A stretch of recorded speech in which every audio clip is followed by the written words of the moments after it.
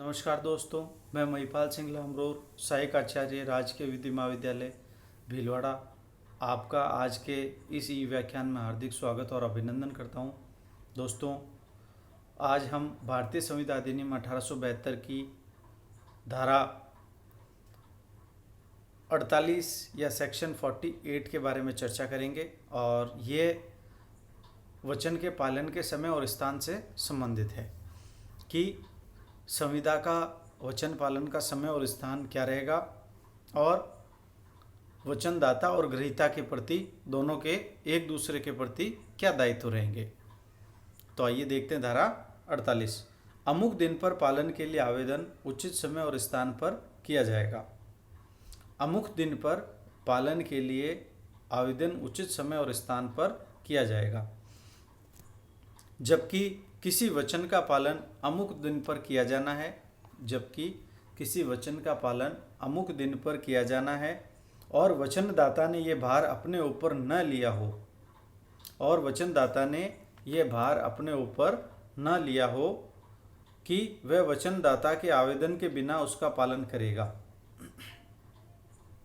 अर्थात वचनदाता और वचन ग्रहीता के बीच में एक संविदा हुई है और वचनदाता ने अपने आप को आबद्ध किया है कि वह वचन का पालन करेगा और वचन ग्रहीता है उसने वचन पालन के समय बताने का, समय और स्थान बताने का भार अगर अपने ऊपर ना लिया हो तो प्रश्न ये आता है कि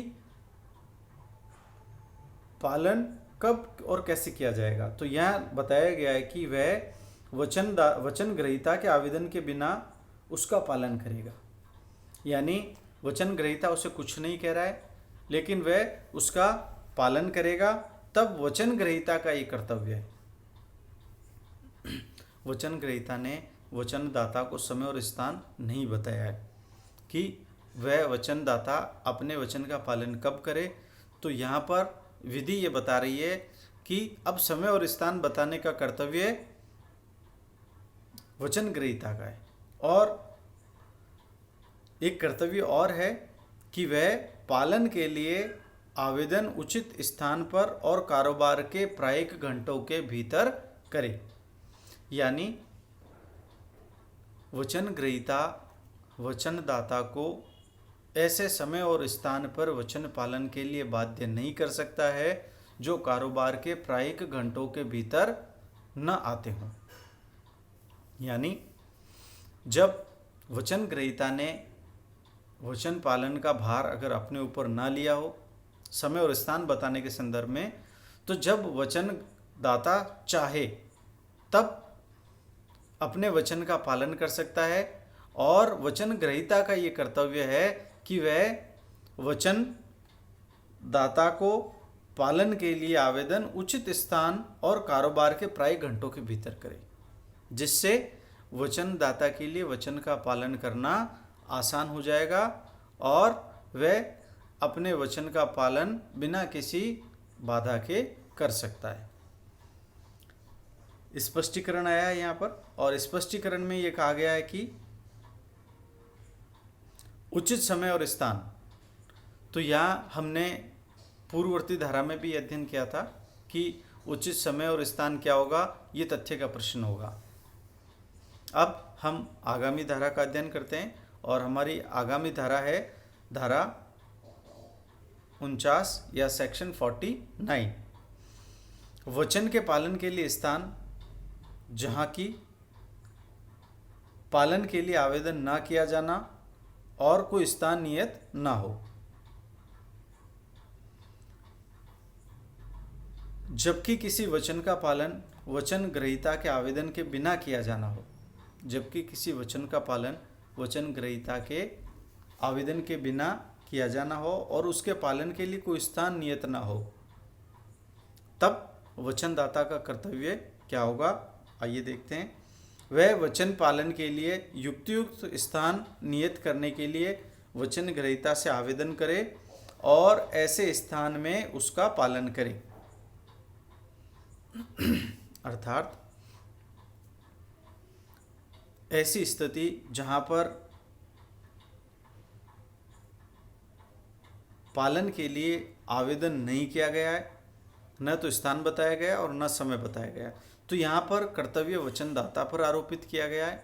और वचनदाता पर कर्तव्य यह है कि वचन पालन के लिए युक्तियुक्त स्थान नियत करने के लिए वचन ग्रहीता से आवेदन करे और ऐसे स्थान में उसका पालन करे।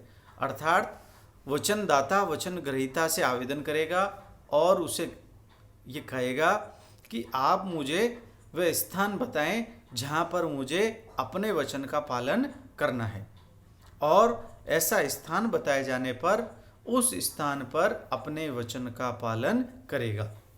दृष्टांत है, यहाँ एक दृष्टांत को देखते हैं। क 1000 मन पटसन ख को एक नियत दिन परिदत करने का वचन देता है। क को ख से आवेदन करना होगा कि वह उसे लेने के लिए युक्तियुक्त स्थान नियत करे और क को ऐसे स्थान पर पटसन परिदत करना होगा। अर्थात ए बी को एक वचन देता है कि अमुक मात्रा में वह पटसन बी को परिदत करेगा, लेकिन बी ने ऐसा कोई स्थान नहीं बताया है कि कहाँ पर उस पटसन का परिधान किया जाना है। तो ऐसी दशा में क वचनदाता का ये दायित्व है, ये कर्तव्य है कि बी वचन ग्रहीता से आवेदन करे और उस स्थान का पता लगाए जहाँ पर ए को या क को अपने वचन का पालन करना है। और जब वह क को वह स्थान बता देता है तो क को उस स्थान पर अपने वचन का पालन करना होगा। इस प्रकार इस धारा में ये बताया गया है कि जहाँ संविदा हो चुकी है और वचनदाता अपने वचन का पालन करने को तैयार और तत्पर है, लेकिन वचन ग्रहीता ने कोई स्पेसिफिक या विशिष्ट स्थान नहीं बताया है, तो ये दायित्व वचनदाता का होगा कि वह उससे पूछे, उसे आवेदन करे कि किस स्थान पर उसे अपने वचन का पालन करना है।